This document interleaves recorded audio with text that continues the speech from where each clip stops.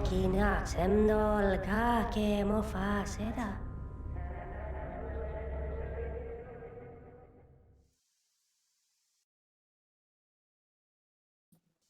Welcome to Talking in Stations, a podcast about EVE Online. I am Matterall, here with Elise. Hey, how's it going, everyone? Baleful Dysmonia. Greetings and salutations. I'll get that right at some point. Eventually. Artemis. Howdy, howdy. Our engineer McLeod. Hey, guys. And A-Fish, who's going to be talking about EVE Echoes later today as she puts on a program with CCP devs. Hi, Fish. Hey, how are you doing? All right, Baleful. How do you say your name? Baleful Dysnomia. Dysnomia. Okay. All right. Not dysmonia. I don't know what dysmonia. It's the Japanese that threw me off. Okay. So today we're going to talk about huge events that happened in EVE Online over the last week. The biggest one has to be the fall of Niarja. And we'll talk about that and its importance. We'll talk about what is next for people now that that has changed. That system has fallen. We'll also talk about the storms, the what are they? Metaliminal storms. I saw a couple of them on stream yesterday, actually, when I was just theradiving. Yes. We'll describe what theradiving is, too. That sounds interesting. So the storms are here. They were promised, and now they are here. And then we will talk about some of the Keepstar fights that have happened over the past week. So sit in. Let's start talking about some EVE Online. All right. The first thing we want to cover is EVE Echoes. And for that, we have Fish here. So how's it going, Fish? What are we going to see today? Pretty good. So in the Hall of Echoes, which is at 1800, we're going to be interviewing CCP Rax and CCP Dopamine, as well as Yin Tan, to just talk a little bit about how the launch has been going of EVE Echoes so far and what that could potentially mean in terms of growth for the EVE community in general. And, one thing we wanted to do with Talking in Stations is create some sort of bridge so that players who are interested in going between the platforms are able to play EVE Online if they've played Echoes and want to discover that world, and we can kind of show them some of the differences between the game and the similarities. So we're just going to be interviewing, getting some nice updates, learning about more of the differences, and then really trying to go full force and help expand the community. Worth noting that stream is going to be taking place on our YouTube channel rather than on Twitch. So make sure you head over to youtube.com/c/talkinginstations to check it out at 1800. Yep, I'll add in the link as well in here. Now, we had talked about moving everything over to YouTube, and we're still interested in doing that. But for the time being, Talking in Stations is going to arrive on Twitch and YouTube. And maybe, who knows, Facebook in the future. So we're just going to stream to as many places as we can. That's a different strategy than moving everything to YouTube for now. And then later we'll decide about where we're going to broadcast from. Also, as Fish was saying, and I think this is really important, we've already built, I think, a home for EVE enthusiasts at Talking in Stations. We build it through Discord, but we also build it through these programs that we bring you. And all the people that we talk to, and just the whole community that's built around I guess the enthusiasm over EVE Online.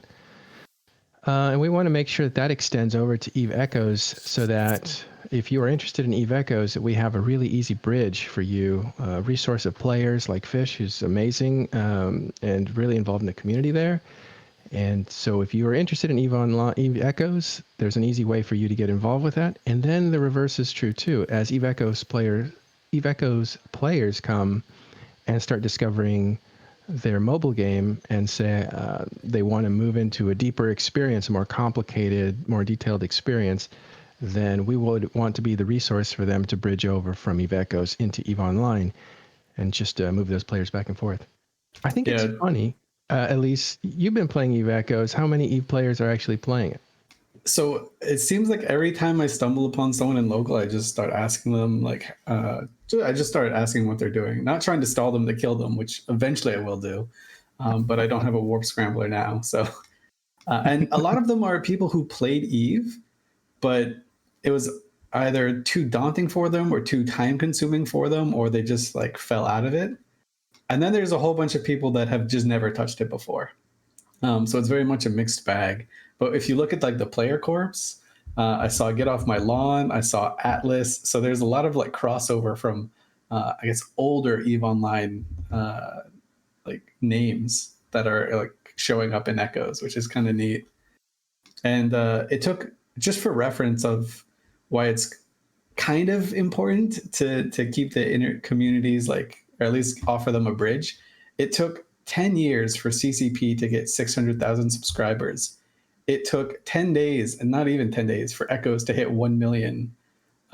So it's Wow. kind of insane how many people are on Echoes. Yeah, like to put it into reference, I was doing some PvE just trying to find a backwater system to grind up some ISK for a cruiser.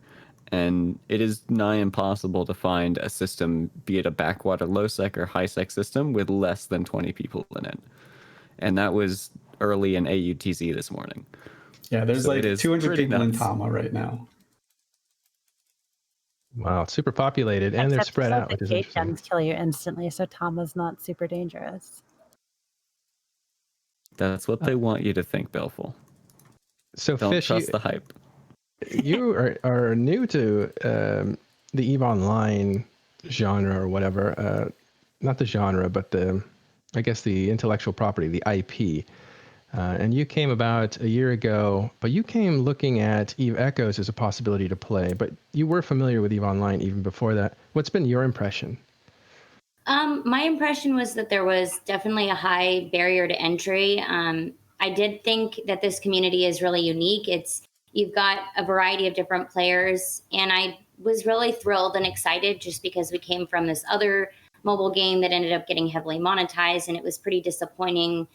One of the big things we loved was really growing with our team and having that team experience, and there was a lot of rich politics. I mean, I know it sounds a lot of PC gamers sometimes have a hard time wrapping their head around mobile gamers being so dedicated, but really we do actually have complete fleet ops. I mean, even our team in Eve Echoes has been forming up. So just coming into the community, it was a little bit of a high barrier to entry, but I felt pretty welcomed in once I was in. And I went to Eve Vegas to meet the community, and that like really opened my eyes to that this is definitely a world I want to get involved in.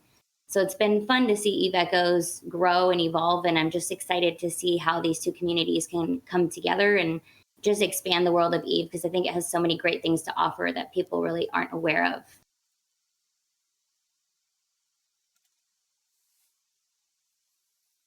Yeah, and if you are like, if you're on the fence, I mean, I can't use my phone. I don't know how people use their phones to play games. I'm just too much of a boomer. I got boomer eyes, boomer hands. Everything just doesn't work. So I have to use a tablet. But it's insane, like the little advantages you get from an Eve player going over to Echoes. You kind of know what the weapon systems are, even though they're a little bit wonky in Echoes. And even we were talking before the show, Baleful was mentioning, like, I'm not a market tycoon in Eve, but I went to another game and I completely dominated. The same is kind of true in Echoes, right? Like I was buying mods for 5 ISK and reprocessing them for a profit, which isn't a lot, but when you're getting like hundreds in at a time, it kind of adds up.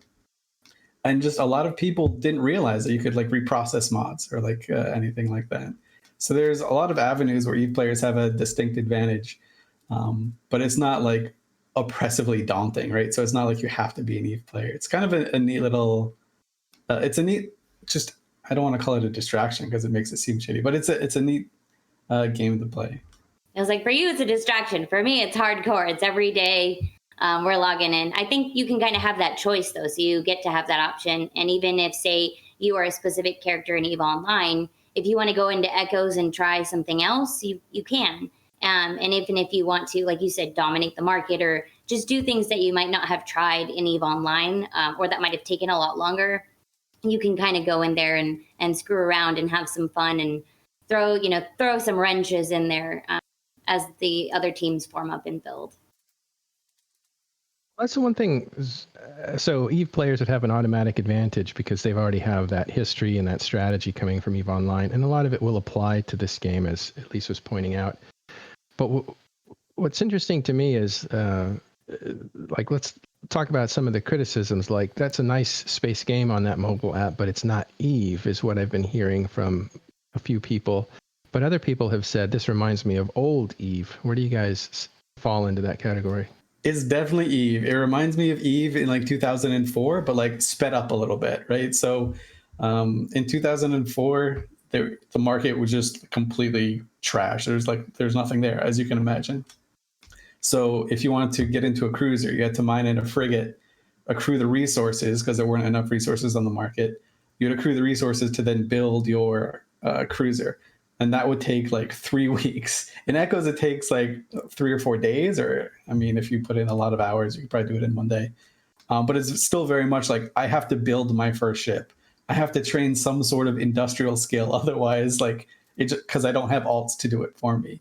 So it very much feels like Eve when I first started playing, and that's maybe it's like a nostalgia factor that's like sucking onto me, but it's kind of fun.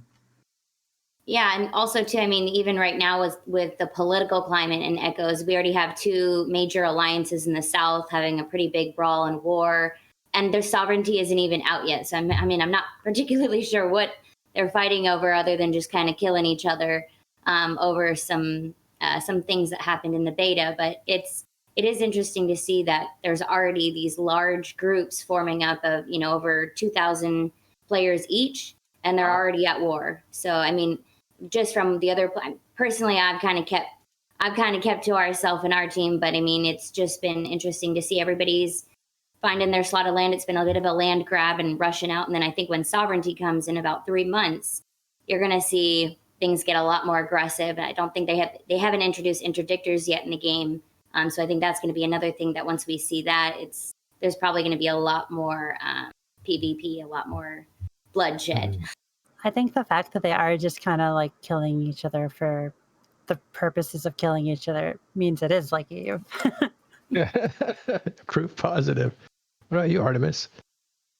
I'd agree. I mean, I wasn't in Eve back in old Eve, but very much I agree with Elise. It feels like Eve when I first started. There are no alts yet. I'm spinning them up. They're still training, but there aren't multi-boxing tools like you have in Eve. You don't have an established like base of wealth or anything. You're building up from scratch, and I think I, along with a lot of other Eve players, really enjoy that early gameplay of Eve, and maybe we have some nostalgia for it. I quite enjoy it. Well, Yeah. what's in? Go ahead. I was going to say, and we don't have API or anything like that, so we don't have zkill boards. So there are a lot of little things that teams have to do as far as workarounds to find out, when players come into their team, to find out where they've been and what they've been up to and what type of player they are. It creates a little bit of a different experience. So there's certain things that I think they're going to be adding in as they come, but I'm kind of enjoying the pioneering of entering into this game and just rolling with the punches and seeing how it goes. And I'm just really looking forward to when Sov comes out. That's something our team's really excited for. So there are a few people in chat kind of asking, like, how do wars happen if there's no dictators or anything like that? You have to remember the server is like a week old. So everyone, like the most yoked out player is like 2 million skill points. If you have 10 million ISK, you're giga rich. You're like just oodles of money, Scrooge McDuck rich with 10 million ISK, right? It's loved it. Kind of like a weird system. So Eve Echoes is very much like the Wild West right now. You just kind of run over to your favorite nullsec system if you want to do it, and just mine in a venture by yourself. Like that's what you do. That's how you can make your nest egg. But obviously that's going to change. But Eve Online in the early days didn't have dictors, right? So like it's very similar. Are there wormholes? There are no wormholes. I love how all the corporations right now like have a mortgage to pay off. I find that completely amusing, and I have no idea what happens if somebody like doesn't make their mortgage payments on their corp. Does it just disappear? Like, what's the I think deal? it gets foreclosed on and the corp closes. Nice. So like, is it a set amount you have to pay off, or? It's Yeah. 200 million, right? Yeah, and we paid ours off. We didn't have too much of a problem. I think when teams just do some like team PvE, you can pay off. We paid it off in like a few days, like maybe 2 days. Yeah. One last thing on this topic, and if you want more, today at 1800, we're going to be on YouTube. That is youtube.com/talkinginstations. Going into this we're going to talk about the players of EVE Online and the players of EVE Echoes and how they intermix. We'll be talking to CCP Rax. We'll be talking to CCP Dopamine, one of the community guys.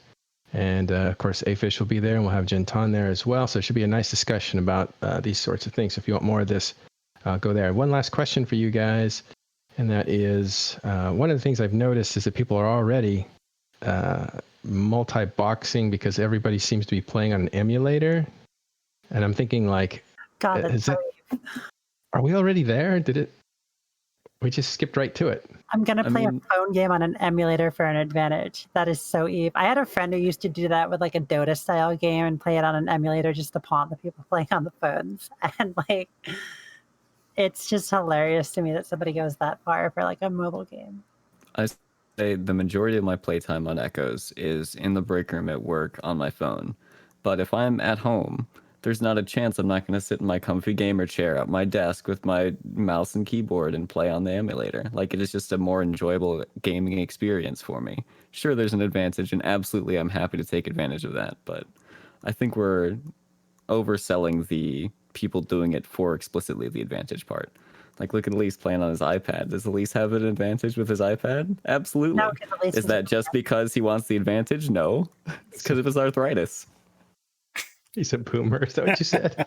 Well, I think it's also important to note as a mobile gamer, for me, whenever we have a very serious fleet op that's going to involve like ships being lost or like we're supposed to do a specific thing together, usually we'll play on our phones together and then we'll have Discord up separately and chat on the computer. The emulators we use are oftentimes not for the serious ops because they can have a little bit more lag to them. So it's almost like I play more passively on my emulator if I'm working, and then if I have something serious, that's where I'm on my phone. At least you get the last word on this. Yeah. I will say that one of the cool things about Echoes is that Niarja still exists. So Niarja is still at 0.5, so you can still smooth through or go through to Amar without horribly dying. All right, that was funny. All right, so we're gonna transition out, let Fish go and get ready for her show. We're gonna actually end this segment with a little video that she made. That's okay. Oh yeah. Do you want to introduce it before McLeod plays it? Sure. Yeah. So I just, as I came into the EVE community, it was a little difficult. I'm not gonna lie. Like, everybody was a little hard on me, but I felt like I earned my stripes. And I made a little tribute video as a join the EVE community because I think a lot of people are missing out when they haven't experienced a game like this. So that's kind of where the inspiration for the song came. It was just kind of a fun little project. Came out great. Let's have a look. We'll be back right after this. Yep. I will sort that out for you guys. And just give me a second. Mm-hmm.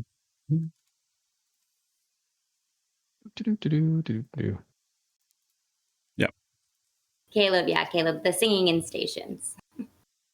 We did have a show, Singing in Stations. It was put on by Alec, who was using this Twitch thing to do karaoke, basically. And we just couldn't find people to sing, so I did it once. You here, Fish. I don't think I'd do it again. Well, hopefully this comes to the right channel. If that doesn't, then I might have to kind of like ask you guys like don't speak, but it should be fine. Let's try it.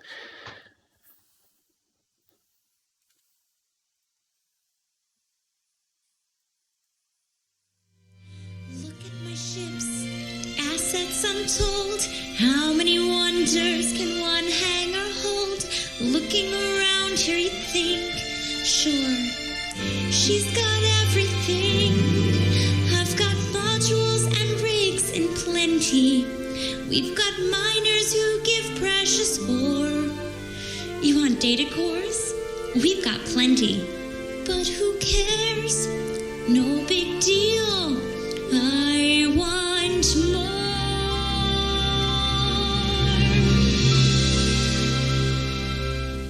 I want to be where the battles are. I want to see someone get evicted, People get salty when they've been, what's that word again? Oh, beat. Living in high sec, you don't get too far. Courage is required for growing, expanding. Command while you fly, and that, what's that word again? Fleet.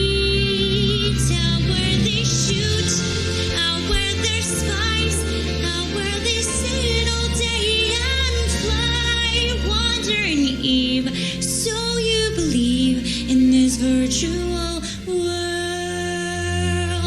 What would you give if you could live out in no sec? What would you pay to spend a day with Permaband? In New Eden's land, they understand when you undock, you consent to PvP.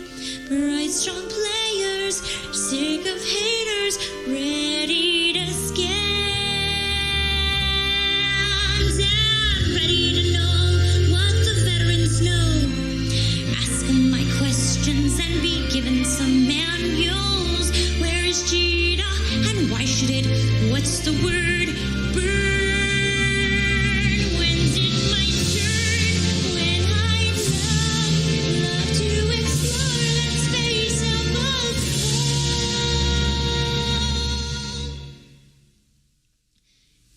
You should believe. Join us in Eve in this virtual world.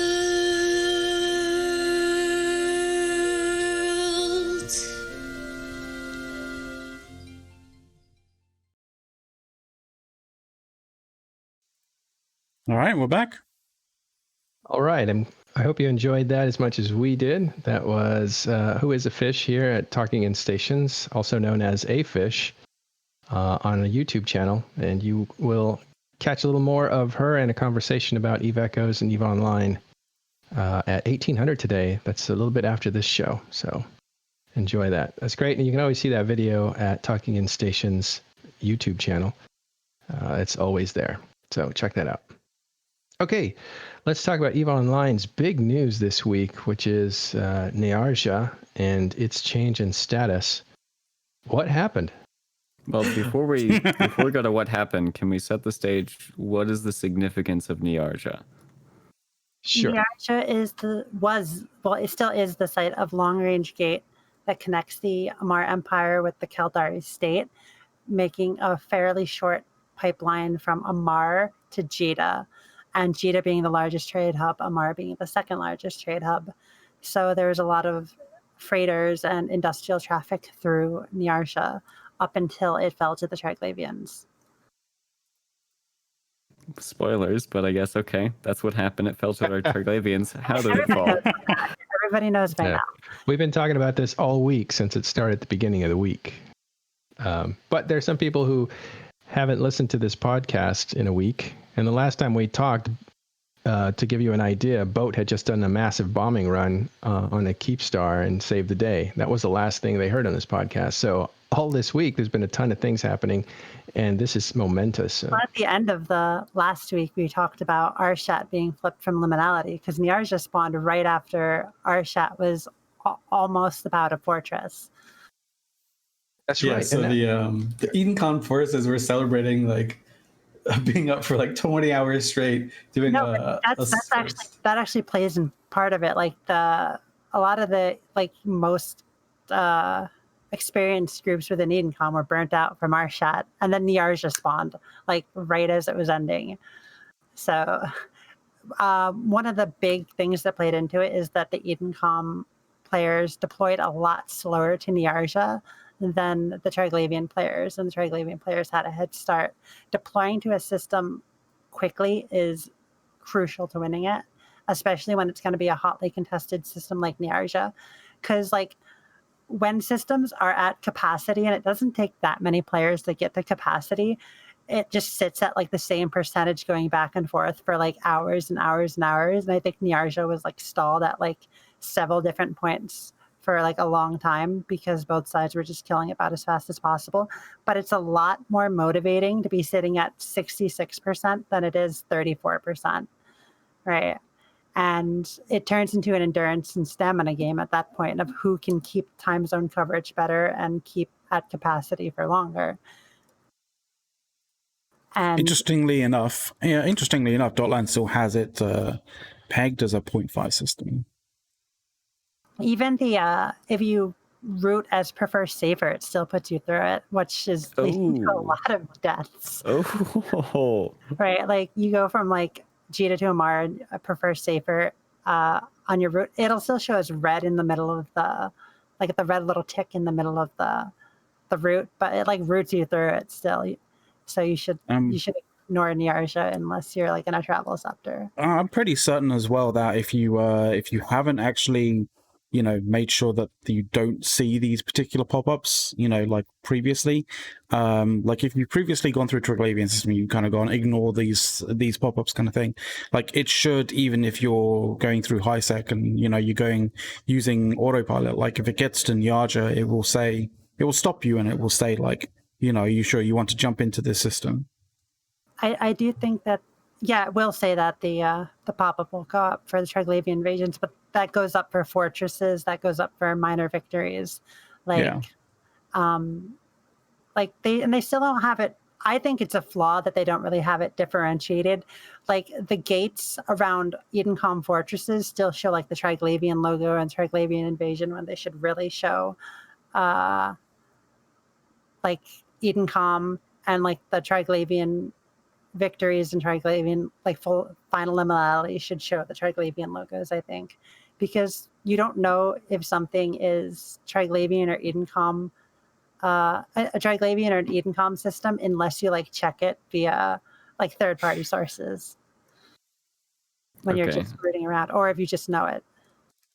So I haven't logged into Eve in a week. I've been too busy playing Echoes. When I log back into Eve and accidentally prefer safe, pay attention and jump into Niarja, what is going to happen? What does it look like in Niarja right now? Well, right now it's like super gate camped because people keep jumping into it and dying in expensive stuff. Well, let's correct something real quick. This may be a very recent change, but now autopilot does not take you through Niarja, which it did like interesting. Yesterday or the day before last time I checked it. But that's this guy systems did update. Eve Dobra there says that he checked it just now. That's a very important point. We have to. Yeah, I guess it takes a little bit to update because the other liminal systems weren't taking you through, but the last time I checked, Niarja did. Yeah, everybody's saying yesterday it did take you through there. It still does today. I just checked right now. Like I'm on the screen right now. If you hit safest, it'll take you through Niarja. If you avoided Niarja and have that checked on your autopilot to avoid, which you probably should, obviously it won't take you through. All right, then it's not updated, and it is not updated. If you hit safest, it definitely takes you through Niarja. Okay, that is an important point. I want to re-emphasize how important that is because it is going to kill a lot of unsuspecting players. And if you try and do it at like downtime or something, if players aren't camping that gate, the NPCs will also shoot you. So if it's like other liminality systems, it should just be the wear post until the wear post gets shot, and then the wear post getting shot spawns the NPC response fleets. What I have noticed is players have been players will spawn them on purpose, but they will purposely shoot the wear posts, which are the super guns. Players haven't gotten there yet, then it should be just the wear post, and you should be able to warp through. But like if there's any players, they're probably going to spawn the rats by shooting the wear post with like an alt or something. Okay, so I don't know if that's an oversight or maybe that's part of gameplay and lore, but it seems to me that's a big problem. Like I'd like to quickly point out the stats here.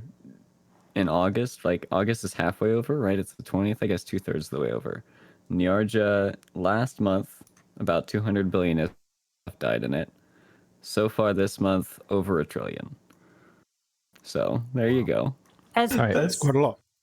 It's quite astounding. As far as the the circumstances behind the fall of Niarja, I think the two biggest things that happened were that the Triglavians were better organized and deployed to the system faster, and the Goon Swarm Ministry of Love really did dedicate themselves to flipping the system and had the staying power to see through it, whereas the Null Forces that said they were pro Edencom really didn't show up in force and for length as much as the Goons did. Yeah, I mean, when we when this whole thing kicked off, right? When we were talking about the just the Triglavian invasions and the Arataka Research Consortium, like they listed a dossier of the systems that the Triglavians lore-wise would attack, and I saw Niarja on there, and I was like, and we've said it on the show. We actually had a segment on it on the show when Raravos was going down. I was like, when Niarja goes, there's zero chance it doesn't go low sec. It's absolutely, it's like, you know, when they did the naming of the tugboats and Bodie McBoatface one? Yeah. This is the Bodie McBoatface of EVE Online. Of course, the players have a voice. They're absolutely going to destroy Niarja. So, like, Totally. that was pretty much the system that the Triglavian players were waiting for. Like, I heard people saying they reactivated just to fuck Niarja. Like, so God damn. yeah, I think Niarja was probably in trouble regardless, but I think those two factors I mentioned were very significant in the fight. Yeah, another little significant thing is the null blocks also kind of got involved, right? So Billy put out a ping a little bit late when I think the system was at like 17% in the first stage. Billy put out a ping saying, you know, we got to save this Niarja system because it's like crucial, and we got to help the Eve little guy. Or I forget what he actually said in there. But the thing about that ping was that ping got Goon Swarm to show up in force. Exactly, right? So that became like the motivation for goons to actually care, right? So instead of one group... Billy's ping, like, actually is seen as, like, some people look at Billy's ping and think, Billy screwed us, right? Yeah, because before there weren't that many goons in system. That's a very common sentiment on the Edencom side.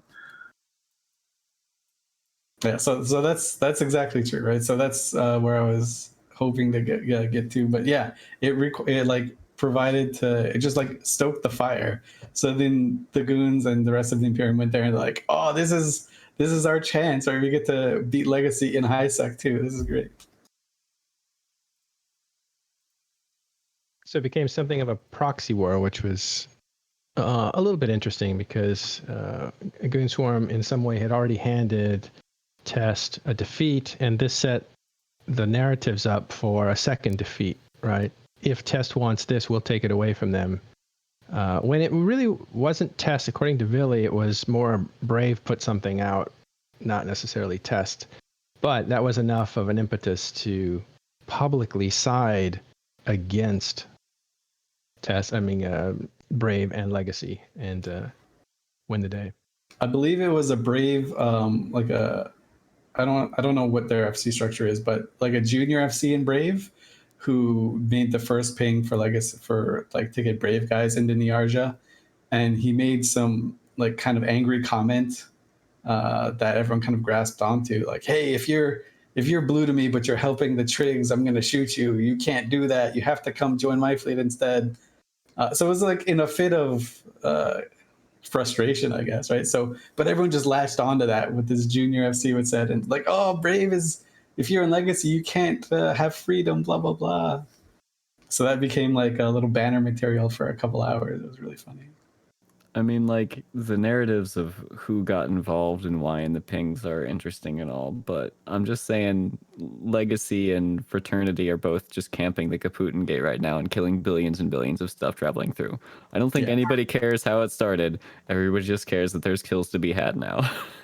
Yeah. So now, this separates the, as Baleful was saying, the second largest trade hub from the first largest. Like, they're not... You can still get there. It's a pain in the ass, but you can still get there. It goes from 9 jumps to 45. But essentially, the two largest high-sec regions are now severed. So it's going to be weird to see how this plays out. I was talking to a few industrialists, and they're like, yeah, we used to like mine a lot of stuff locally, but there are some things that we couldn't get locally that we'd import from Jita. be it like salvage material or stuff for reactions. They would ferry that in through JITA, and they're just saying, why would I live in domain? I can just live in Calente space instead. So they're picking up and moving. It's Yeah, kind of I like think that COVID, right? Like, why am I going to live in the city? I can just. my Okay. prediction as to what's going to happen is Mars going to become Helium Mart and kind of die off, and then Dodixie and Heck are going to pick up some of the trade, and people are going to move away from domain. Heck over Rens? What's the... Somebody Shop give me the Heck, history on support there. your local freedom fighters. But I think so. People in chat and are kind of agreeing with Baleful. I think Dodixie is the huge winner here, right? Dodixie's the biggest Dodixie. winner. Yeah, But that was always the redheaded Heck stepchild. is going to pick up more than Rens because it's closer to JITA. Ashtarothi is very happy about that fact. Yeah, we brought in Caleb to talk about market effects, and so we know that Niarja has fallen. We know it's an important system, and what we don't know is what's going to happen in the future. We're starting to talk about that now. Most of the implications are market related because this was a trade route between the two biggest trade hubs. So what do we think is going to happen now with trade? How will industry evolve? It shifts things a lot onto structure stuff and the whole null first and TTT and jump freighters and all of that shenanigans. So the whole map has been shuffled a little bit, well, a lot bit to be fair. But I don't think it's going to necessarily kill Amar. I think what's going to happen is that it's going to have its own life and service its own type of clients, because not only has it cut off JITA and Galente space, but that means it's cut off all the entities that feed into Amar, right? That feeds into JITA. So the people that live close to Amar will now benefit from this fact because they can have their own, call it, secondary hub. And I think this is very good for secondary and tertiary hub development in general. It's not necessarily a JITA nerf in any way, but it does actually smell a little bit like that on the long run, because you are motivated and incentivized to work more locally, right? Of course, you're going to still be able to do the stuff if you want to actually use the jump freighter stuff. But again, that brings on the whole Sank shift, where there's a bit of a split between Ignoiden and Beskarian, as far as I remember. So now you have two entry points into Dixie and into Sank, and it kind of benefits them a lot because competition might actually improve there. I do know that there's some rumblings in the high-sec structure stuff. It's not really been realized, and it's not really coming into the foreground yet, but I'm expecting that to happen soonish. It's a little bit delayed by the fact that everyone needs to pay more attention to the war, and that's also true for imports, exports. So we're going to have to wait and see exactly what is going to be the conclusion to this. I'd like to point out something just real quickly though, because you said that, like, you know, it effectively cuts off. Like, it's not actually cut off. Like the route obviously from JITA to Amar isn't actually cut off. Like, you can get, you know, from JITA to Amar and back, like through high-sec entirely. It's just, it's, you know, as has been said, like, was it like 46 jumps? Yeah, it's a long way. So, you know, it's a long way to do, and you're going through, like, was it something like 7 new 0.5 systems? So it's a dangerous route. It's a long route, like, but it's not cut off as such. No, but it takes shipping prices up to X5 to X10, right? Because it's such a much longer route, and it still has, now it actually has a lot more choke points than it had before. So this is why we were talking about the Silk Road thing and the fact that you could actually potentially utilize this, because I think it actually goes through both Heck and Rens, if I'm not mistaken. And that's actually kind of interesting yes, when you're talking about hubs, right? So this might be a very volatile and very interesting time that we're moving into, because you still need to go from JITA to Amar in some form. And how that plays out, I'm not entirely sure. There was some really nice... Oh, sorry, go for it. is there another Blue Star system on the new route? Yes. Are we gonna- Two systems You on mean the a s- route that you- go liminal, Ohide and Mihator in the Void. and Jita. Don't forget Jita. Jita is Wait, Jita itself? Jita's a blue star, but It is. most people assume it's not in the bucket for what No. star it can No, swap. it's Oh, for the come big on, event. CCP. Grow some balls and kill Jita. Like, come on. It's not gonna be killed, but it's gonna have the big final conclusion. I will bet you money on this. Many people have said this, and Ash actually believes that Jita is the conclusion to this story. So there will be a Trig invasion in Jita for at some point. I think that the more appropriate final system should be UI. The concerning thing about those two systems that you said, Miator and Ahid, right? Because I was looking at this previously. Ahid, if Ahid actually gets taken over by the Triglavian, then Amar is effectively cut off from You can go through from Genesis. Jita. It's just longer. No. I mean, like, it's literally cut off. Like, there's no pure high sec route. Can't you go through Genesis through like the Sanctum constellation and all that? I don't think you can. I remember I looked fairly extensively through like routing, and like if Ohid goes, then it's kind of then it's like, oh god. All right, so the routes are going to get all mixed up, but let's look at something more fundamental that Noisy Gamer brought up. Bale, you answered it, but can't Edencom just fight for this system and reconquer it? No. Once a system reaches either final liminality or fortress, you can't push the bar either way. It's going to be locked.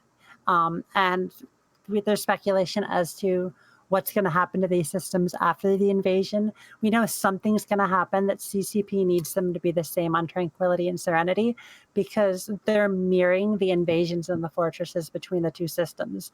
Like in a week's time, Serenity, the Chinese server, is just going to lose Niarja without a fight, and they're going to be really pissed off. Oh, that's interesting. That's amazing. Because there's a mechanic, massive invasion and massive fortress, which is just the system flips to whatever that is, without a fight, just seemingly for no reason. But we've looked into like why these things keep popping up, and it's because it went that way on Serenity. And so far, Serenity has only gotten fortresses, so like their only liminalities are ones we've given them. So it's like Serenity is just sitting there like, It can't affect us in the same way. It's a one-way. yeah, because we've gotten massive fortresses. So like Teon Sude in Molden Heath, for example, is a massive Edencom fortress. There is never an invasion there, but it's a fortress because Serenity had it. So they are affecting us, and we're affecting them. Exactly. That's very interesting. Piece for some reason needs the systems, the liminalities, and the fortresses to be the same between the servers, probably for whatever event they have planned to finish this off or next. So I want to understand that. Maybe we will dive off it in the after show. But it seems that what they do affects us, and what we do affects them, or CCP has a plan, and these systems need to go a certain way for that plan to work. I don't think that the systems need to go a certain way. I do think that they need some amount of systems of both, but I think they've gotten that. I think they just need the systems between the server, like, because none of the systems have been like, even the harder ones haven't been like, oh, you're not affecting it, you can't push it, right? Like, because we reversed the liminality, so like it's not set in stone which way a system goes, right? Like we reversed something in first liminality, so it's not like CCP is deciding this goes where, this goes there. We know they've decided like what systems can be in the bucket as to what gets invaded, but it just they just kind of pop up in certain preset windows for invasions. So it's not really CCP saying this has to fall, this has to stay.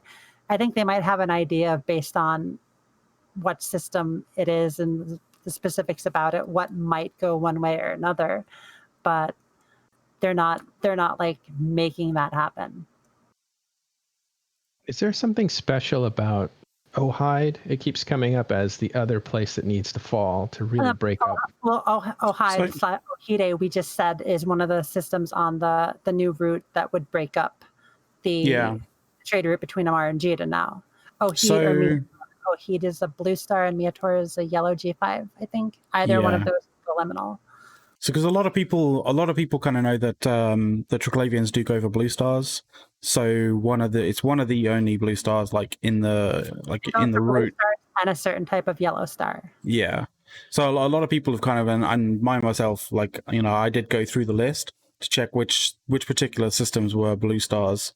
I obviously didn't go through Miator because I didn't, I wasn't sure which aside from particular blue stars were favored by the Triglavians. So if a Miator is as well, then yeah, G5 yellow stars, not K3 yellow stars, G5 yellow stars. Like Veil was a G5 yellow star that went liminal, for example. Yeah. Well, is that because the Triglavians like to be pimped with the G5s? You'll have to ask Soria.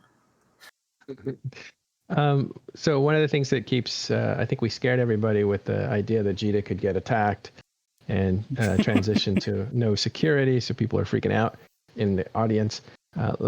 We did have another system earlier that would have broken up. We had two systems that would have broken up the. I think technically only one system that would have broken up the trader out, because Jark went up for liminality, but it became a fortress. Jark and the Mandate, because that would have broken the Amar to Minmatar pipe.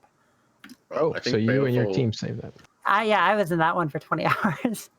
I think Bale also mentioned Yulei, right? And this is why I do think there's a strong support for the tinfoil, that this might be the way that CCP re-engages the highway system and brings Yulei back to be the dominant trade hub in the game. I could be completely wrong. It's the obvious thing, because this favoritism that we've lived with since they broke the highway has always been unhealthy. And breaking the empires up with all this invasion stuff is exactly what was required to maybe roll that back lore-wise. So if Jita gets attacked, it's to shift it into a situation where then the empires are equal again, and we get something like the highway initiated, and it's most likely Concord that is going to save Jita. It's the whole conclusion to the story, and the fact that both these are blue stars is just even more supporting the idea that might actually be the narrative that they want to play out. All right. I do want to explain, because we had a question in chat. What is liminal? Liminality is what happens when either a G5 yellow star or one of the three types of blue stars fall to the Triglavians in stellar reconnaissance, which is the first stage of the invasion. So an invasion happens, and it starts at 50% in stellar reconnaissance. And if it gets pushed all the way down, if it is a blue star or a yellow G5, it goes into first liminality, which means the security status drops. If it's high sec, it becomes fake low sec. If it's low sec, it becomes fake null sec. And then in first liminality, it starts at 50% and either gets pushed down, becoming second liminality around 30%, where the NPCs get stronger. And then at 0%, it locks and goes to final liminality, and it can't be affected anymore. On the other hand, if the bar in the first stage, stellar reconnaissance, gets pushed all the way up, it goes into an Edencom redoubt. The sec status doesn't change, but there's more sites and the rats get stronger. And if it starts at 50% again, and if that gets pushed up, it goes into Edencom bulwark at 70 or 75%. And then at 100%, it locks as a fortress. If the bar in a liminality gets pushed all the way up, it goes straight into a redoubt. If the bar in a redoubt gets pushed all the way down, it goes straight into liminality. Does that explain what all the stages are? Because somebody asked what liminality is. That was great. Yeah, it works well, yeah. I was just kind of I looking didn't for know half of that, the actually. chart of Yeah, that, I actually. didn't know any of that. I don't want to be quizzed on it though. Can I? I didn't take notes. Systems Yeah, I need to. cannot go liminality or fortress can be invaded. And if you push the first, there's only one stage, the stellar reconnaissance. And if the bar gets pushed all the way up, it's an Edencom minor victory. And if the bar gets pushed all the way down, it's a Triglavian minor victory. Now, in the minor victory systems, the sex status does not change, but a large amount of the NPCs the winning NPCs stay around and like camp the gates, and there's sites to farm them and stuff. Thank you, Baleful. Well, actually, you know what we should do? We should make a little video explaining that. I think that would be a real service to players with the graphics and everything. Like, that will be our first project. Why don't we do that? All right. Yeah. Trying to put on the post-production. But it is for the people that are like seeing just like the big picture, like the broad strokes of Niarja is now essentially 0-0. It's really important that there's a caveat of essentially 0-0, so you can't Sino in it, right? It's Sino jammed as well. You can't use bombs, So can't use bubbles, so you can't. It's whatever the original sec status was. So like if it's a high sec, you can't use Sinos and bubbles. Exactly. And so if people are thinking, can Sino. Oh, I can get through Niarja with a jump freighter. I just have to light a Sino, get to one side, Sino in, and then go through the other side. Omara saved. Nope, it doesn't work. You can't Sino. The only thing you can do is you can Sino through a different system called Vicamia, which I think is going to probably become like Rancer-like in a way, because it's kind of a neat little shortcut that takes off a lot of trips for you. If you're not in a freighter or big ship, you can test to see if you can go through, similar to how people try and go through Rancer now. But yeah. So like Ashtaroth, they made a good point of something to mention. The minor victory systems, they used to be able to be reinvaded, and they would just get closed really quick because the NPCs on the winning side are like super strong. But they fixed that recently so that minor victories can't be reinvaded either. So those are locked as well. And the Kybernauts, the traitors to humanity, have a really, really good list of all the systems and which way they went on their website. If Ashtaroth, if you want to link that in chat, that is actually a really good list for anybody on any side of the event. Yeah. Just to mention this, probably the trig rats that get spawned and get killed. When you're talking about all these things, one of the things that this whole feature has actually brought is fake dynamic security status, right?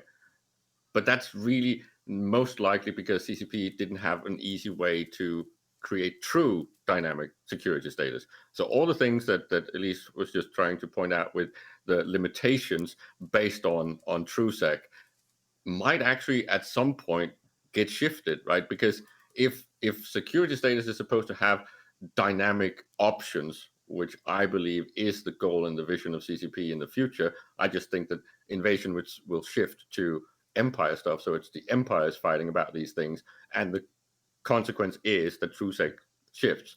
But TrueSec is the next thing on the roadmap. They want, I do think they want this to be so players can push things back and forth on this seesaw where these get locked, but in the future they might actually stay dynamic. So you can always start pushing them back or forth regardless of where you want them to be. So like I think it's actually like my hypothesis is that it's kind of like a trial for fixing faction warfare. I think so too, right? I think they're using this as like the test bed for faction warfare, and I'm kind of all for it because like, it's more engaging than falling asleep in a Plex with your 10 AFK unfit alts. Yeah, but I just think that's going to escalate. It's not going to stay like that. It's going to be an all-out imperial war on the other side of the big trick conclusion, because all the things, faction warfare, incursions, Triglavian invasions, all these things are steps towards something that has been dreamed of almost since the beginning of EVE. Dynamic security status, the fact that you can have these seesaw wars between the empires and you can choose side and your standing matters. All of these things were things that we hoped would actually materialize, and it was just too difficult, both technologically, when what you could do on the server side with hardware, but also just coding this stuff was just a pipe dream back then. But it's actually reachable now. It's just almost there. All right. So just to let you guys know, we're tracking that a massive fleet of Titans, over 300, are moving from the south, from FAT, which was in catch, up to Iridia. They're on their way. It looks like there'll be several waves of Titans. 300 is by no means the end of that move up, which is something we're keeping an eye on. Looks like they are in Rep Hirib at the moment. They'll be in Nomash soon, and then Gaidman, and eventually end up in Marmeha, Iridia. Now these are systems that we know about because we have witnessed keep stars sitting in those systems, which has created a road from the south all the way up to Fountain area. So we'll look into that later in the show. We don't have that much time, though. We want to move on to real quick for those of us who might not recognize the system name. Those Titans belong to Legacy, correct? Yeah, those are Legacy Titans. You're going to see probably Pandemic Legion, Northern Coalition Titans. I believe that entire front is moving their super capitals from FAT, which is where they were staging, through those Iridia systems, as you had mentioned. So essentially, the big war machines from the Pappy side are adjusting the front that they're on. I'm pretty sure we called this when we were covering all the fights, that it looked like they were going to try that. Yep. I mean, Billy had mentioned that this is one of the plans that they had, right? This is, you start everything in catch, you kind of see how that front moves, and then as Fountain develop, as that other front develops, you start moving them around. So these keep stars didn't just get dropped yesterday; they got dropped a few weeks ago. So I think this is just step 2 in the plan as they're moving forward. They're building that road. You know what? We're going to skip the metaliminal storms because I wanted to take some time with those, or we'll put them at the end here. Let's go right into what's going on in the war, since we're talking about this move op and some of the Keepstar fights that happened in the last week. Elise, what do you think is going on there? So I think probably the biggest story is the fight in KVN, which is probably one that people, if you're a bystander, there's no way you did not hear about this fight. It was a fight that was slowly but surely going on in the PanFam's favor, I guess Pappy's favor, because Legacy was also there. And then the server crashed. Like the node was just like, nope, don't want this anymore. And so then obviously the system was saved, or rather the timer was saved. And this became a big narrative thing, right? So the Imperium were like, these dumb Pappy, they tried to copy our strategies, shoved too many people, they blobbed too hard and crashed the node. Asher has a pretty funny meme. It's like the bicycle riding one where the guy sticks a stick within his own spokes and crashes his bike. And wonders why. Yeah, and he's like, "Oh, I fell down. Damn those goons." But Headliner, I think, was he was on Rain stream yesterday. She was doing like a quasi charity stream for disaster relief in Iowa, and Headliner popped on, and he was asked about it. He's like, "Yo, what do you think about this KVN? Are you super mad about it?" And he was like, "No, I mean this happens in Eve. This hasn't happened to us for years, but it's just." The server stops and you have to try again another time, right? So I guess the PanFam side are trying to, or the Pappy side are trying to downplay it a little bit, saying, or at least from the leadership levels, they're saying, hey, this happens in EVE Online. We're kind of bummed it happened, no doubt about it. We would have loved the win, but we didn't lose because our strategy was bad. We lost because the game just decided it didn't want to game that day. So it's not like it's not like when Boat bombed all the Ravens, right? That was like a strategy failure on the Pappy side. This was not a strategy failure. This was not nothing went wrong on their side. Just the server crashed. But it was kind of trending towards a little bit of not a rework of White Dash 2, but there was a lot of exchanges, right? It was really good fights. People were actually having a lot of fun until CCP said, computer says no. So it's a little bit sad because the conclusion would have been cool. It would have been a much better story. But it's good that this happens now, so it doesn't happen when the all-out war starts happening and this prologue is over. Yeah, that's why. And I kind of pushed boat on this last week. Keepstar fights are hugely different than Fortizar fights, just because the scale changes, and when the scale changes, everything changes. Right? You have this variable of, oh my god, what happens if the game breaks? Right? In the slow cat fleet, in like the BTAC-R era, where people were just fielding hundreds of carriers and super carriers, it seemed like an automatic I win button. But every time an FC made that decision to put their fleet in, they had to say, is today the day one of my Titans bounces on another Titan, or just a phantom Titan gets careened 100 kilometers away and dies right next to my fleet? Like, there are like hidden variables that these fleet commanders have to deal with. And a node grinding to a halt is definitely one of them. A node completely crashing, it's been like forever since that's happened, especially on a reinforced node, at least for me. I think it's 2018 UALX that battle crashed the servers 2 hours before downtime, so it wasn't a determining factor necessarily. So so that kind of happened in KVN. There was another OTAC N, I think, maybe OTAC N. I believe that Keepstar died. I was there. I should know. Yeah, I was there. It died. In fact, if you watched the meta show yesterday, the Mittani made me relevant again for another few months. So I'm sucking onto that. I'm super happy. You've been blessed. One of my nicknames from one of his Alliance FCs, Mr. V, he called me a snake when I was at NFC. And wait, was this before or after the Taylor Swift snake? This was way before. I preempted the Taylor Swift thing. Nice. With snakes. So anyways, I got called a snake because I was trash talking in local. On talking stations, I try to be as impartial as I can. In EVE Online, definitely not the case. So I was kind of like ribbing the initiative for not showing up to that Bastion timer. And it's kind of the only Keepstar that the Imperium managed to lose in this week, is when the initiative just didn't show up. But Brisk did respond on... guys. Yeah. Brisk did respond, and the Mittani did. He was like, well, the initiative were active, they were just on a different front, which is super cool, because if we rewind 5 weeks ago or so when the war started, and you and I are sitting here trying to guess what's going to happen, I say, like, the initiative the initiative is not necessarily wasted, but they're not being utilized to their full effect if you just throw them in these big fights and just tell them to hit F1 on certain things, right?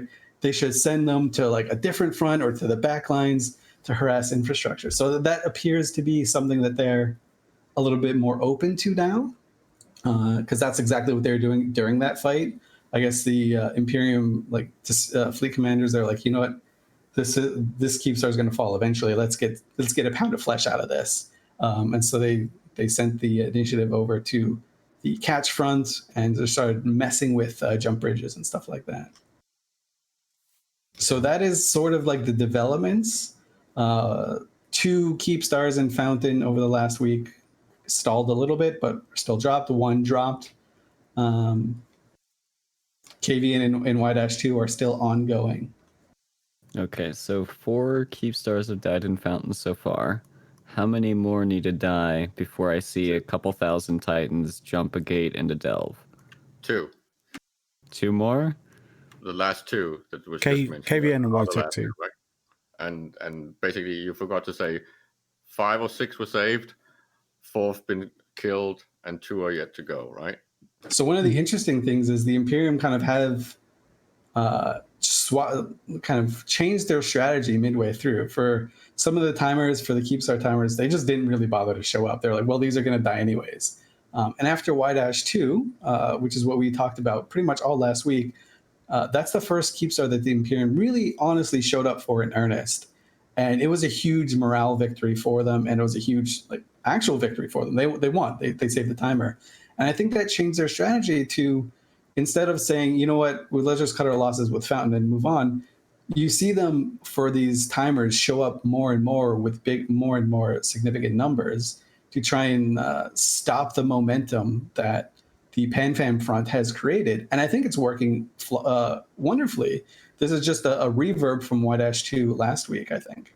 And it's been a bit of a practice run, right? They basically got the chance to do, well, X amount of practice runs before they reach stealth proper. What can be done in defense of this stuff? Of course, some of the meta is already figured out, but tinkering is always a thing in EVE, and we saw some very interesting plays from YTAC 2 to KVN, right? The KVN was massively different.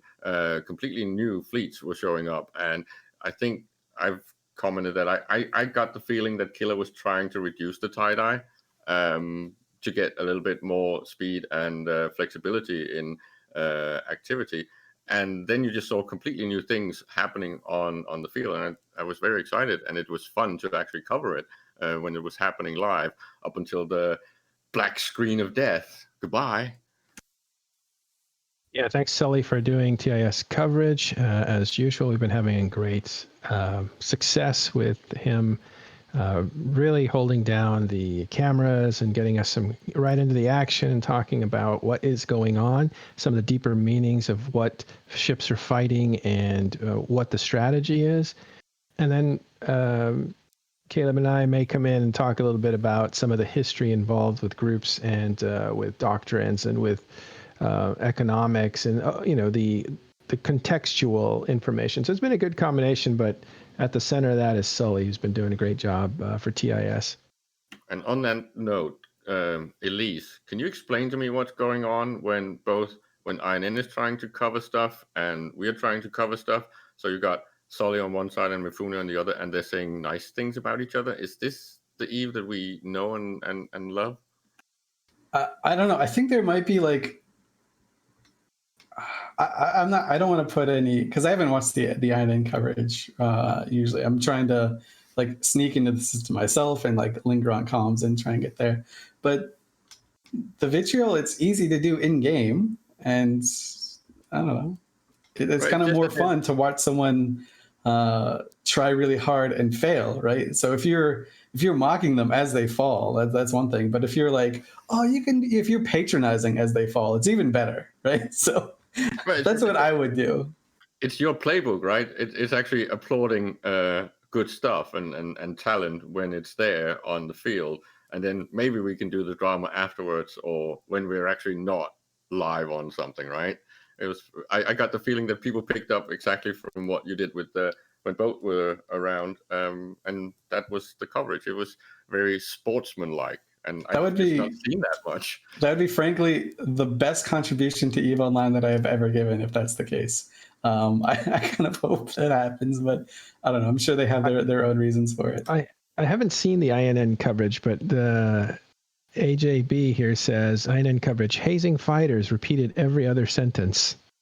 That doesn't sound very neutral to me. No, of course, there was, of course, drama and smack, but mostly in chat. But the point was that the counter to the bomb run thing, the warp in that I think was the Ravens warp in that where it was basically perfectly executed, and the commentators on stream was just commenting on that was beautifully done. And then next I hear Sully going crazy about how awesome I think the praxis thing was. I was like, Jesus Christ, these guys are so nice to each other. Why is this happening?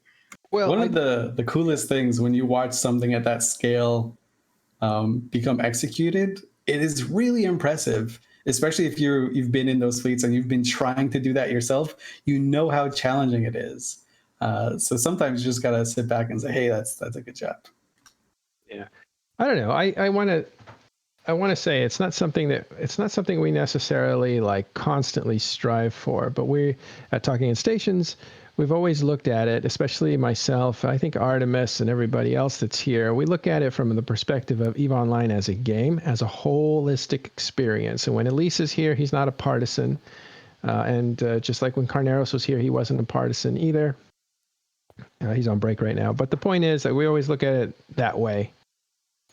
Everybody else sometimes will play with the I don't know, play with the information, or they'll what do you call that, at least? Like, because you do that when you're off TIS, you antagonize your enemy? You provoke? What are you trying to do? I mean, you're just trying to get them off their game a little bit, right? Like that's the whole thing. You want to make them make a mistake, or you want to kind of push your narrative or fill a story that fills your narrative, so your morale goes up at the same time their morale goes down. Yeah. The Imperium is doing a phenomenal job at this, right? Like their morale and narrative management is on point. Compare this to World War B. Few years ago, and they were kind of flailing around, right? They had this snowball running at them, and they just stood strong. They didn't adapt to it, and they eventually got rolled over. They're still kind of trying to regain control over that, but it hasn't really worked too much. If you ask half the game what the world's, or if you ask half the game what the war was called, I think. Okay, well, I shouldn't say half because that kind of undermines my point. If you ask non-Imperium people what that war is called, they'll say it was called World War B. If you ask an Imperium person, they'll say Casino War. Sometimes they'll flop back and forth. Just to correct you, it is World War B1, right? Because now it's World War B2, but back then it was known as the Casino Wars. Because exactly. So Caleb illustrating my point perfectly. But the Imperium this time, I think they're we gave like a sort of narrative breakdown a few weeks ago, and I graded them at an A. They're at an A++ right now. I think they're doing phenomenal.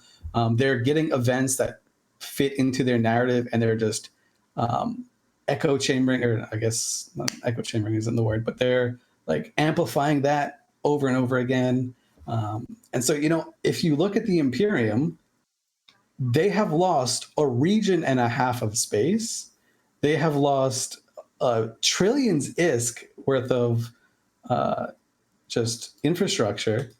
And if you ask the Imperium line member, they're winning. They are happy to do it. They're just as happy now, if not happier, than when the war initially started, right? So it's no longer, you'll never take Delve. It's when you come into Delve, you're going to have to take 180 of these painful timers, and we're going to make you cry every single time. It's not these timers won't fall. It's when you take them, we're going to hurt you as you do it.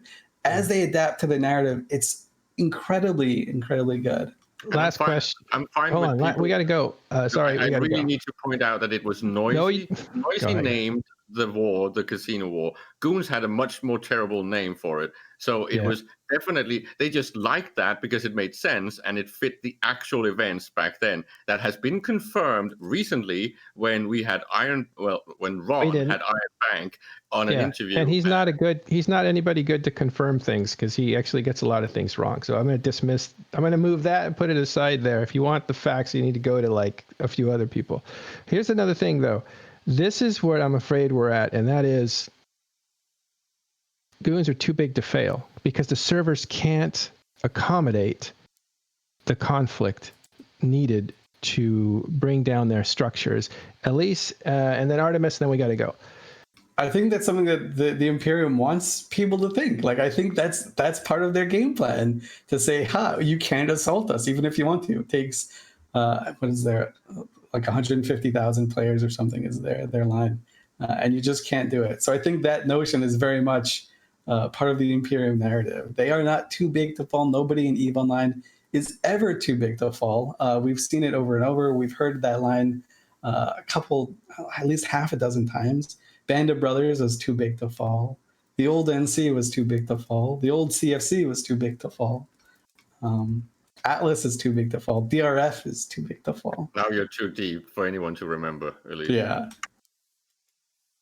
But no, I think that definitely plays into their pocket. I also think that the Imperium have realized and adapted that these Keepstar fights work in their favor. And instead of pulling up their Keepstars like they may have been considering a few weeks ago, as Bo was saying, they probably want to plant some more down because this is probably fun for them.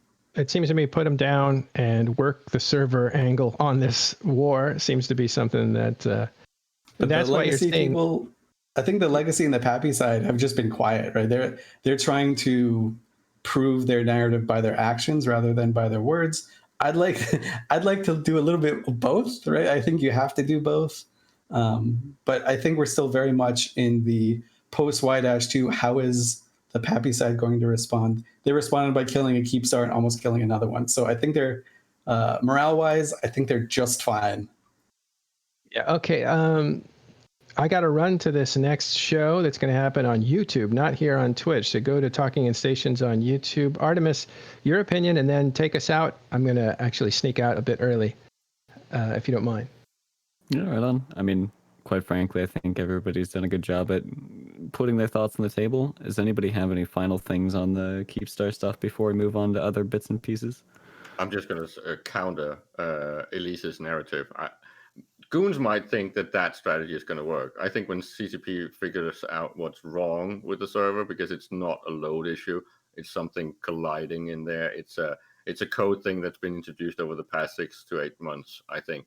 And when it gets fixed, we're back on track for breaking the actual records of how many people can actually fight in the system. So I think they're going to be perfectly capable of surviving when it gets fixed. And then 6,000 in the system is going to be a-okay, no problem.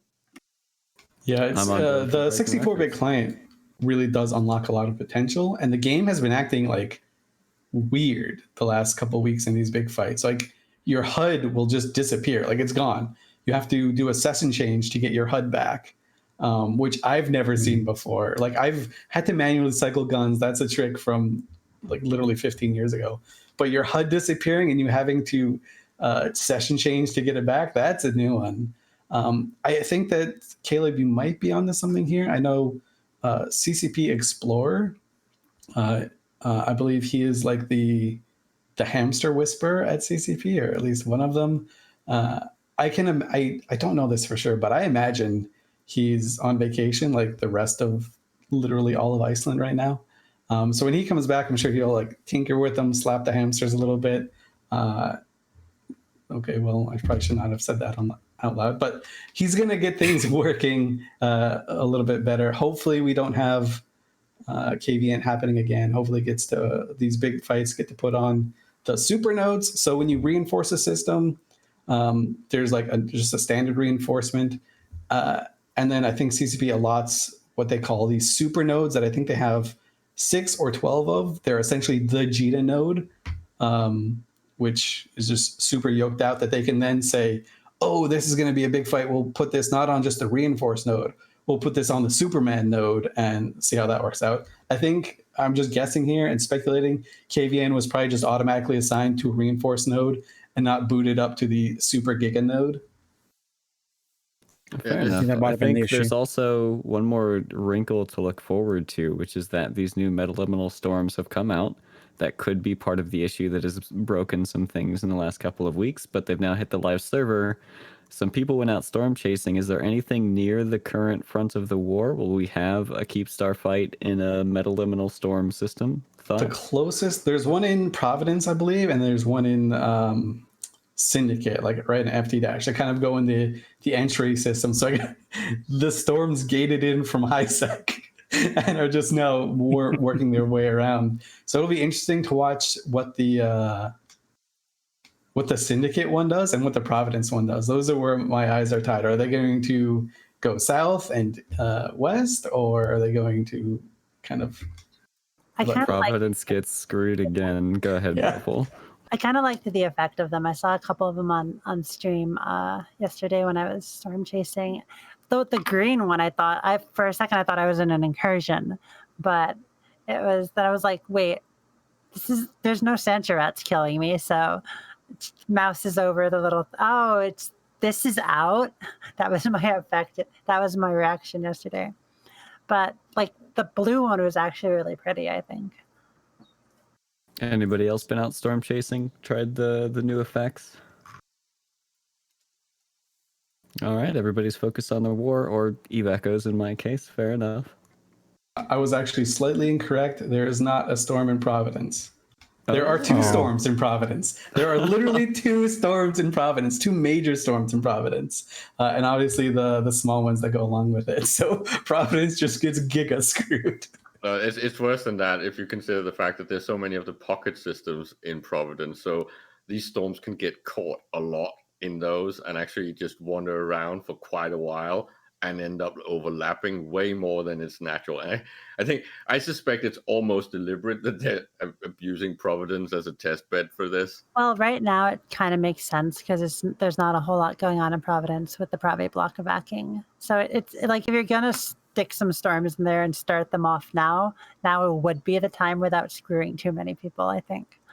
I hope that it's just Providence becomes just this weird quagmire where like all the systems end up keep going and just get completely stuck in. It becomes like Kansas or something, just Tornado Alley, but for EVE Online. Well, so just Providence all of the storms will just converge in Providence and get stuck there and never leave. It does have the nice loop, which makes it great for roaming to begin with, and it's very easy for the thing to go through that loop and not back over on itself. Just to defend CCP, they have told us they can't really get stuck. They have internal history, they know where they've been, and the randomizer is going to take that into account. So they basically have what is equivalent to momentum. So they will not get stuck in some dumb loop or anything like that. They will eventually progress and move somewhere else, somewhere they haven't been. It's just a matter of how long they can get stuck naturally in those pockets, which is kind of why Providence is a little bit funny. Can storms hit each other though? They can. The storms can converge. Converge and combine? Yes, overlap and add, and there is no limit. I think Signal was showing us screenshots from Gita 4.4 where he had overlapped 3 storms, and all effects were active. Asking what is a storm? There is a new effect in game called metaliminal storms. They are pockets of weather, kind of similar to the wormhole effects, like cataclysmic or pulsar or black hole, but it's like a weather storm in nullsec that goes out a couple systems from the center. So you have special effects in these systems affected by the storms, and the storms move around through the gate network basically, and we're going to be seeing how they affect the gameplay. They have like various effects, such as mining bonus, and like you can't cloak in one of them. It's just there's like a big list. Yeah, these are not insignificant little things that you can just avoid and keep on doing with your daily life. Some of the effects are negative 90% remote reps. That one. So no fleet fight storm. No, I then like there's that like because it's good for like gangs that don't have Logi, like smaller gangs and stuff. And then there's plus 50% damage, plus 25% armor, minus 25% thermal. That's all one storm, by the way. That's the plasma one, the just let everything burn one. One makes Triglavian spawn so you can kill them in null. So there's this. So basically, in terms of storms, there's 2 going on in Providence right now. I've kind of been showcasing them on the stream at the moment. But there's also one up in Syndicate, and then there's also one up in Tribute as well. Oh, and we have to remember to mention that in wormholes there's 5 effects, right? But here there's 4. So the interesting thing is the one that's missing is the dark, right? And when we mentioned this, we got a very nice smug smile from CCP Fozzy, and they are actually in the code. They're just not, they haven't mentioned them, they haven't talked about them. They said they had something potentially planned way back when it was still being only experimental, but they didn't like that effect, so they canceled it. And that means that we are going to get a 5th, or most likely going to get a 5th type of storm with some completely new effects. So probably, if I'm going to speculate a little bit, so the effects mirror a lot of what happens in the Abyss. So there's like a Gamma site. In the Gamma in the Abyss, it's the extra shield HP. The Gamma Storm also has a shield HP one. The Dark Abyss effect is the one that doubles your speed. So that's probably why they didn't want to put that one in at the start. Optimal range or something. Yeah, so it reduces optimal range and jacks up your speed. So essentially, just imagine an Orthrus that goes 12k a second, and that's what would happen at a. You forgot the obvious one. The special effect should be no local. I think that might be a little bit too soon. A bit too soon, man. I don't know. We've got no cloaking already in the effects. I actually like that idea. Like it's tactical, no local. Also, I think so. We talked about this when it was first announced. I think it was announced 2 weeks ago, and it's on the server now. It wasn't like, "Hey guys, we're thinking about doing this." It's, "Hey guys, this is coming real soon." Uh, so they're in here. So, but we talked about this very, very briefly. These systems, the Eye, Asherothi has been kind of explaining it to people in local who might not be, or in chat who might not be aware. So the Eye has the strong effects, and then surrounding the Eye and 3 or 4 systems are like a weaker effect, and the systems move. I believe they travel via jump gate, which I don't get, but whatever, that's cool. And the Eye moves every 1 or 2 days. But given how many nullsec systems there are, and how many storms there are right now, and how it moves, there's like you'll essentially, if you just sit in one place in nullsec, you'll probably be affected by a storm 6 days out of your Eve life, something like that. Someone did the math, at least for the major effect. So let's call it a little bit more for the side effects. So it's not like these are all over the place all the time. I guess with the exception of Providence right now, which is, if you live in Providence, you are just getting covered in storms. Especially if you live in one of those pocket stuff where they can just wander around for quite a long time, right? But I'm just going to say, you guys said too soon. I don't really think so. It's delivering actually right on time compared to Blackout, right? What we talked about when we had Blackout, which was everywhere, is this should have been something that was less local, less universal and more localized. And if it's 2 storms of this type, let's say it's not even the same range as these storms, so it's potentially only 1 jump range, that's not that many systems that will then experience no local. I don't think it's oppressive at all. I think it's actually exactly what we asked for back then. We want something that is less oppressive, not universal, and more dramatic. That's exactly what this would be if they bring in the Dark Storm with no local.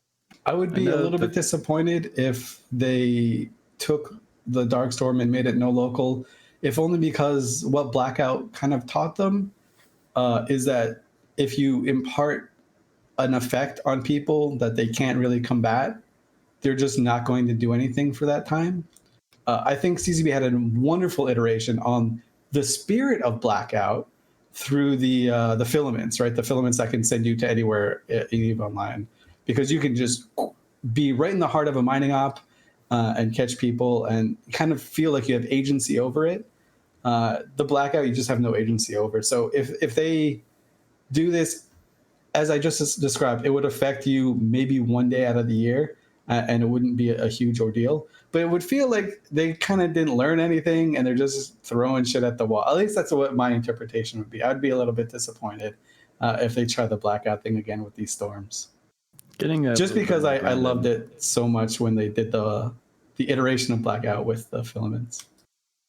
I'm looking at like everybody who's trying to identify where these storms are, where they're moving, and all I can think of is Eve Scout and how much ISK I'm going to have to pay to get this integrated into Eve Scout, because Eve Scout's already great for Thera, it's already great for a bunch of other stuff. Like, please, Signal Cartel, make Eve Scout include a weather station, and I will be happy. I hope we just get a weather guy. I hope there's like a meme Eve stream that's a weather guy. He's like Sunny Sun or something. He just makes a new character, has this like goofy ass persona, and he just sits in these systems with a microphone with like rain coming down. That's my dream. We can have like a cutaway section of the show where we flip to the weather guy. It's like, and now for your 5-day forecast, it's going to be metaliminal. And then it's like, thank you, Johnny. Yeah, that would be great. That would be that would just make me happy. He could be like, I mean, Sunny Hale or something. He would have to have a weather guy name. I'm going to put out the casting call right now. Talking in Stations is looking to hire a weatherman or woman or weather person. Weather we don't forecaster. Judge. A weather forecaster. Thank you very much. So if you're interested, meteorologist, let us know. All right, moving on to other new and interesting things in EVE. We've got the Abyssal stuff. There's been some changes. They've been going through the Abyssal Arena seasons, cycles, tournaments, what have you. And now we're into the 2v2 Battlecruiser Arena tournament. Anybody participated in these yet? I have. They're super fun. They kind of feel like they might be a little bit rock, paper, scissory in some regards. Sometimes you just get tornadoes that spawn at you and kite and damp you, and then they just shoot you, which is kind of feels not great. But to CCP's credit, they did iterate on this proving grounds concept. Going into the 2v2s, you can't take officer mods, you can't take yoked out implants, you can't take abyssal rolled faction mods and stuff like that. So you can't spend your way to victory, more or less. You have to think your way and play your way through a victory. Indeed. Looking at the ships that are at least dying the most, and even the ones that are getting the most kills, it seems like Cyclones are very popular. I think that's likely because they have their super strong self-tank bonus, plus ASBs are OP as all get out in Small Gang. Anything else that you noticed from your experience? You mentioned the tornadoes with damps. Like 1,400 tornadoes that just sit at range and plink you away, and then eventually you die. Obviously, it's not just plinking; it's more like throwing a giant rock at you. Womp. Hull tank Brutixes are also pretty prevalent, which is kind of fun. I know Torvald has been flying those. I was before we started the stream, I was watching his video. He just put one out today of him, and then he had his buddy in a Naga as well. So it seems like an asymmetrical team of like somebody in a high DPS, somebody in a tanky thing is working out well for him. Yeah, it's kind of neat because you can play mind games with people too. Like you can just take a polarized Brutix and like a really baity super tanked something else. And so they'll be like, oh, let's not shoot the Brutix until it's dealing like 1,300 DPS on you. But either way, they're iterating on it. It is fun. I think the next one after this is the Corvette ship one. Corvette one's going to be so stupid. It's going to be all Ram Veladors all day. Yeah, it's going to be wild. I'm kind of looking forward to that one. I think we have to commit to it now, as Talking in Station is going to do a 5v5 team on stream. Sure. All in, raise your hands. Let's go. Yeah. Come on, team. I don't dance. Who's number 3? What? I don't I don't participate in the event because of in-character reasons, because I think it's working too. Arcia thinks it's working too closely with the Triglavians, and she's not going to be their plaything. Ooh. Okay. All right. Fair enough. We'll find a replacement. Moving on. Any other news that we haven't talked about yet in the show? There's a fresh thing off Twitter that I think is kind of interesting, because we've already mentioned a few times that it looks like NetEase is already rolling out a second title, or at least developing a second title, a 4X game, also for mobile.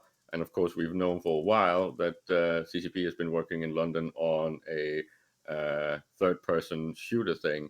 And another job position just got announced on maybe that, or maybe a completely different title. So I'm a little bit excited about the growth of CCP these days. Yeah, we looked at the Pearl Abyss numbers last week. You gave a little bit of insight into that. The CCP has got a little bit larger market share. We kind of speculated why. You can listen to it on the show from last week. But yeah, that is cool. It's always good to see the producer of your game doing well. It's better than the opposite. So we're having a lot of things to look forward to this Christmas. That's all I'm saying. Q4 and Q1, it's definitely going to be potentially exciting, right? Because some of these things have to start being announced. Unless you're Star Citizen. No, that's the difference. Star Citizen wants to be EVE Online. They just never managed to pull it off. I just had a memory of EVE Vegas 2017 and what EVE Mobile looked like back then. Didn't it? At least were you in EVE Vegas? You were there, right? For the EVE Aurora? Yeah. I still have that on my phone. Comparing that to EVE Echoes, let's give a quick rundown. It's a completely separate company who developed the two apps, right? Yeah. And you remember the presentation and the completely silent auditorium that was, you could hear a pin drop. Everyone was just staring, going, is that it? It was definitely a please clap kind of moment. It was. But if you guys have not played, I know we talked about EVE Echoes a lot, and going on right now, there's like a huge EVE Echoes town hall on youtube.com/talkinginstation with the devs and Matterall himself and Who's a Fish, who was here earlier. The game Eve Echoes is stunningly beautiful. Stunningly beautiful. It looks just like Eve Online on a smaller screen, or if you are like me and play it on a tablet on a slightly bigger screen. But it looks fantastic. Well, and all the cool kids seem to be doing it. Pretty much all the people I know in Eve are actually sitting there right now playing Eve Echoes and playing Eve Online on the side. Basically, dual playing, right? It is Eveception. So we thought you liked Eve, so we were going to give you some Eve so you can Eve while you Eve. I mean, Yeah. 100%. If you're sitting there just mining or AFK ratting, pull up Eve Echoes on your phone. It's awesome. Speaking of which, like, when you're loading your guns in tie-dye, it's great. You can just do a little Eve Echoes gaming. That's what I heard Killer B was doing. the ship, because so there's a new race in Eve Echoes, like only in Eve Echoes. It's the something I can't pronounce. Are you Baleful, it talking looks about like you know it. the Yanjung, which is a race that exists in lore, kind of a relic of the past that's kind of in Eve Echoes, and it infuriates me. So, like, am I insane or are they super overpowered? They were giga overpowered. They probably will be. They gave away like one of the free ships. And I was flying around kinda in mine blows. today, and it's like, compared to the other destroyers, it's very good. Unless maybe I'm just bad at fitting the other destroyers. I think with low skills, they kind of remind me of the SOCT ships, right? So it's kind of like it's just kind of a jack of all trades, not quite a jack of all trades, but it's got getting into it. It's really, really strong. But as your skills develop, I think it's going to be less strong. Obviously, I didn't play the beta. People told me the beta they were like the end all be all giga broken ships, but they seem to have nerfed them heavily in this one. Yeah, let's give Netty some time to actually start rebalancing and tweaking and turning all the knobs that is going to be required. Because as you said, this is slightly similar to Eve 2003. A lot of things had to be tweaked, fixed, and rebalanced over the first year or two. And this is exactly what we're going to see here, right? We have the traditional land grab stuff and hype cycle development in there, and everything is just a little bit chaos. There's a lot of grief potential too, which is I think why a lot of Eve players are interested by it, or at least a lot of older Eve players are interested by it. You can go in and just completely ruin the economy of a system by shooting one of the anomalies. You can steal everyone's stuff in low sec and null sec because hardly anyone has a point. So you can just go in there and loot their Rex, which is a lot of stuff. You can loot their PI stuff, which ends up being a lot of money worth of things. You can definitely grief people in hilarious ways that they might not be expecting, which I think, and this might reflect poorly on the Eve population, but that's not what I mean. But I think that's why the Eve players really like early days of Eve Echoes. I just don't know what they were thinking when they brought in the fact that PvP has skin drops, because that's just going to make all the people like Elise and Rain that have an addiction to skins actually be completely bloodthirsty and just go around killing everyone. Are there people who don't have an addiction to skins? Well, it's just now they added that as an incentive for PvP, and I think it's a little bit evil. I'm just looking forward to the first big AWOC that happens in Echoes, because right now I'm spinning up some alts, and you just apply to half a dozen corporations, and you'll get into one of them. You just leave an empty application, and you'll get in. And that was exactly Eve 2003. That was really 2003. Abuse. Everyone let everyone in because they just wanted to fill up their corp as fast as possible. And that was also the age of massive AWOCing and massive thefts. So it's exactly like Eve Online. All right, you know what I forgot to say when we were talking about Niarja? What's that? Want to know something funny about the goons' involvement in Niarja? Earlier the same day, an INN article went up on Niarja and how the invasions are participated in, where they got the information from me. Oh, so you're feeding the Triglavians. You're the reason Niarja feeding fell. the goons. Well, the goons sided with Triglavians, no? Yeah, the Ministry of Love showed up and ganked a lot of people, and were really big. They really did like a lot of work in there. They actually really committed hard to it, and like props to them for that. All right. Well, we're going to go ahead and wrap it up here. You guys can head on over to youtube.com/c/talkinginstations. Links will be in the Twitch chat for you to go over there and talk to some Eve Echoes devs, as well as some other players. I know Yintan's going to be there. We've got Who is a Fish, Matterall. I don't know which specific devs are going to be there. But it's CCP gonna be a good Dex, show. who's the brand manager, I think, for all of the Eve IP, and I think CCP Dopamine is there as well. Ooh, nice. I'm going to go check that out and play some Eve Echoes while I'm at it. So that's it for us. Thanks for tuning in to Talking in Stations, an Eve Online podcast. Now go check out Hall of Echoes and Eve Echoes podcast. See you next week.